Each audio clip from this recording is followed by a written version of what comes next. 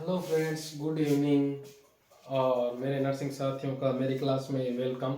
हम first class start करने जा रहे हैं। Introduction of nursing. Introduction of nursing है क्या?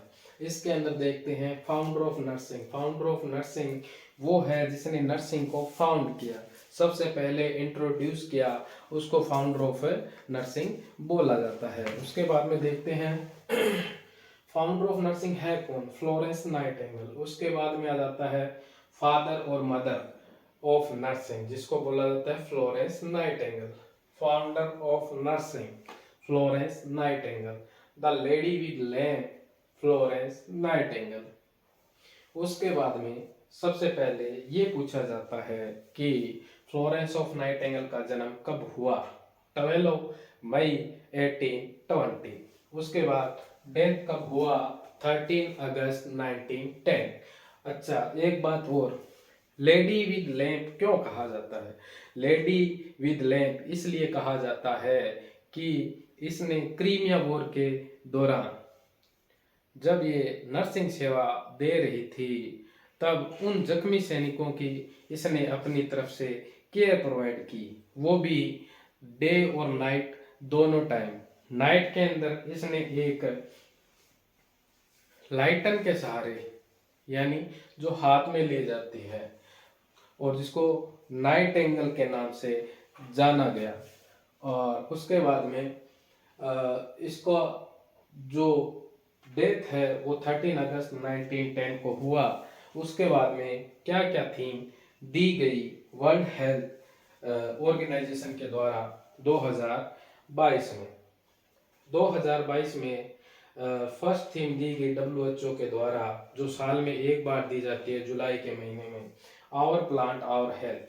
हमारे जो प्लांट है वो हमें हेल्थ प्रोवाइड करवाने का काम करते हैं। 2021 में 2021 के अंदर बोला गया कि एक WHO के द्वारा थीम दी गई, जिसको बोलते हैं for year health there world, जिसका फॉर ईयर का मीन होता है एक बेहतर और स्वस्थ दुनिया के लिए, यानी हेल्थ देयर का मतलब होता है स्वास्थ्य दुनिया के लिए। उसके बाद में 2020 के अंदर जो थीम WHO के द्वारा दी गई वो है स्पोर्ट नर्सेज एंड मिडवाइफ, जिसमें नर्सेज को कोविड के दौरान एक स्पोर्ट की नीड थी, एंड जो नर्सेज का मिडवाइफ के अंदर भी इन्वॉल्वमेंट होता है, इसलिए एंड मिडवाइफ बोला गया।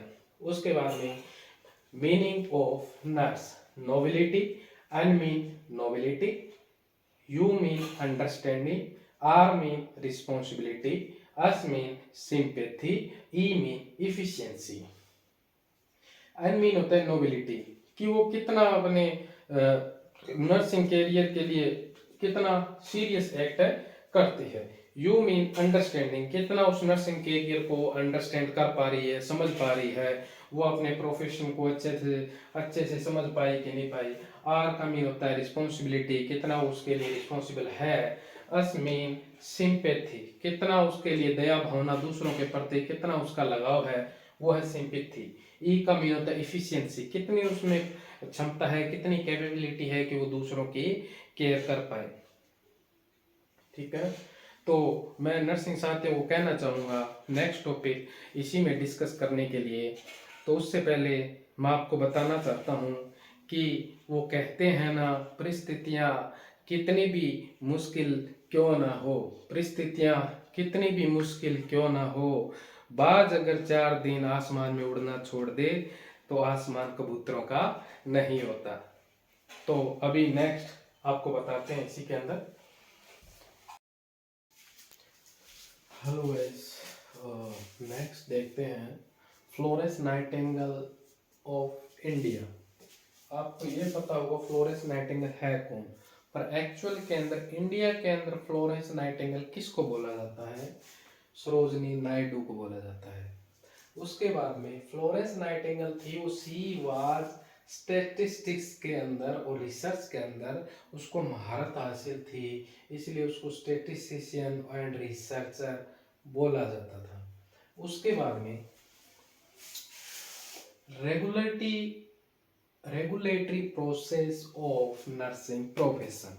इसके अंदर मैं बता देता हूँ कौन सी बॉडी है जो रेगुलेटरी प्रोसेस का काम करेगी। फर्स्ट है आईसीएन। आईसीएन होता है international council of nursing. Next INC, Indian nursing counselling. पहले आपको फुल फॉर्म पता होनी चाहिए, आप राइट डाउन कर लीजिए। उसके बाद में नेक्स्ट प्रोसेस करेंगे, पूरा अभी नहीं लिखना, जैसे जैसे मैं आपको बताऊं वैसे वैसे आपको लिखना है। तनई, TNAI, तनई ट्रेन नर्स एसोसिएशन। नेक्स्ट आता है SNA, स्टूडेंट नर्स एसोसिएशन। फिर आता है स्टेट नर्सिंग काउंसलिंग। ठीक है, स्टूडेंट के बाद में स्टेट आएगा और वहां पे नर्स आता है या नर्सिंग आएगा। बस SNA और SNC में इतना अंतर है। नेक्स्ट समझते हैं किस तरह से रेगुलेटरी बॉडी काम करती है। फर्स्ट आता है international counselling of nursing. Council of nursing का मतलब है कि वो संस्था जो हमारे out of country, train nurse association, student nurse association, SNC, state nursing counselling. State nursing वो काउंसलिंग है जो एक स्टेट के अंदर रन करती है। इंडियन नर्सिंग काउंसलिंग वो काउंसलिंग है जो इंडिया के अंदर वर्क कर रही है, INC के नाम से उसको जाना जाता है। ट्रेन नर्स एसोसिएशन वो संस्था है जिसके अंदर एक नर्स की एसोसिएशन होती है, जिसमें एक संगठन होता है नर्स का, और उसके अंदर जो ट्रेन नर्सेज है उनके द्वारा एक संगठन का इम्प्लीमेंट किया गया है जिसको तनई बोला जाता है। उसके बाद में आ जाता है स्टूडेंट नर्सेस एसोसिएशन, जो हर यूनिवर्सिटी, हर संस्था के अंदर एक यूनियन होती है, वो भी स्टूडेंट्स की, उसको स्टूडेंट नर्स एसोसिएशन बोला जाता है। उसके बाद में आता है state nursing counselling. State nursing counselling वो काउंसलिंग है जो एक स्टेट के अंदर रन करती है। उसके बारे में बताते हैं कि ये रेगुलेटरी बॉडी वर्क कैसे करती है। उसके बाद में देखते हैं कि इंटरनेशनल नर्सिंग काउंसलिंग का इम्प्लीमेंटेशन कब हुआ। फर्स्ट ये देखते हैं, उसमें देखिए 1899 इसके अंदर जिनेवा स्विट्जरलैंड के अंदर इसका इम्प्लीमेंटेशन हुआ। कहाँ पे? जिनेवा स्विट्जरलैंड के अंदर इसका इम्प्लीमेंटेशन हुआ, वो भी 1899। उसके बाद में इंडियन नर्सिंग काउंसलिंग 13 दिसंबर 1947, इसके अंदर जो इम्प्लीमेंट हुआ इंडियन नर्सिंग काउंसलिंग का वो 13 दिसंबर 1947 को हुआ, जो न्यू दिल्ली में है। उसके बाद में इसके जो प्रेसिडेंट है, जिसको बोलते हैं प्रेसिडेंट, क्या प्रेसिडेंट, उसका नाम है doctor T Dilip Kumar. Doctor T Dilip Kumar, जो कि इंडियन नर्सिंग काउंसलिंग के प्रेसिडेंट है, यानी हेड है। उसके बाद में 1949 में इसको इम्प्लीमेंट किया गया।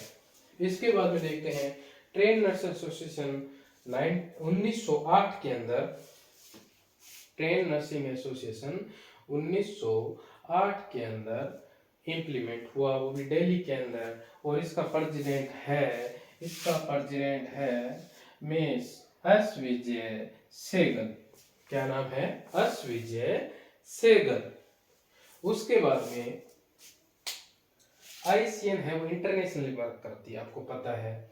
INC है, वो इंडिया के अंदर वर्क करती है। उसके बाद में तनई है, वो ट्रेन नर्स एसोसिएशन की एक संगठन है। उसके बाद में क्या रहता है, जो SNA है वो अंडर रन करता है तनई के।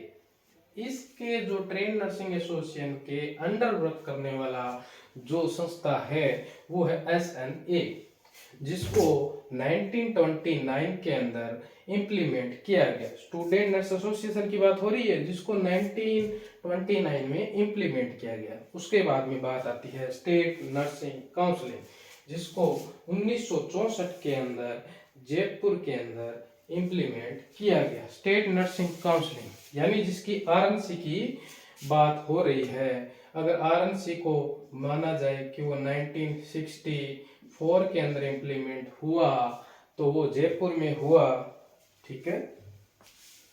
तो उसके बाद में जो वर्ल्ड हेल्थ ऑर्गेनाइजेशन है, WHO, वर्ल्ड हेल्थ ऑर्गेनाइजेशन, उसका जो इस्टेब्लिशमेंट है वो 7 अप्रैल 1908 के अंदर हुआ।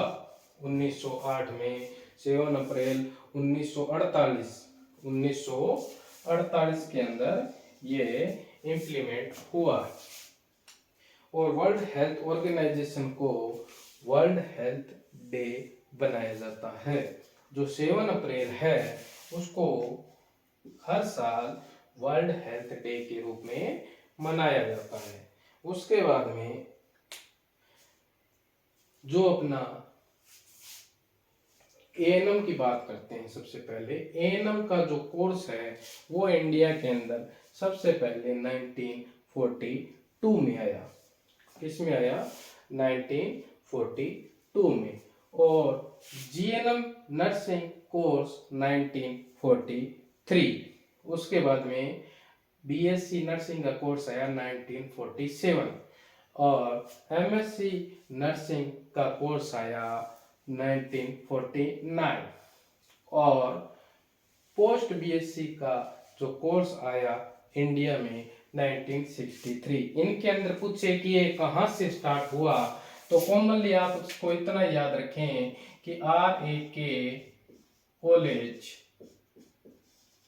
इन दिल्ली ये स्टार्ट हुआ।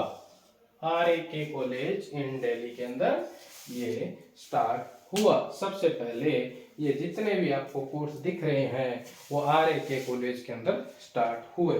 उसके बाद में बात करते हैं नीचे का first nurse school. First nurse school सबसे पहले कौन सा नर्स स्कूल है वो स्टार्ट हुआ। कहने की बात है कि पहला नर्सिंग कहाँ स्टार्ट हुई, कौन सा स्कूल था जिसने नर्सिंग का कोर्स स्टार्ट किया। इसका नाम था Bellevue hospital school of nursing, New York, 1873। Bellevue spelling बता देता हूँ, BELLEVUE, ठीक है। उसके बाद में इन इंडिया ये कोर्स कहाँ पे स्टार्ट हुआ। सबसे पहले क्वेश्चन पूछा जाता है कि नर्सिंग की शुरुआत इंडिया के अंदर सबसे पहले कहाँ से हुई, तो वो हुई in India government general hospital Madras, जिसको कहाँ पे माना जाता है? साउथ इंडिया के अंदर।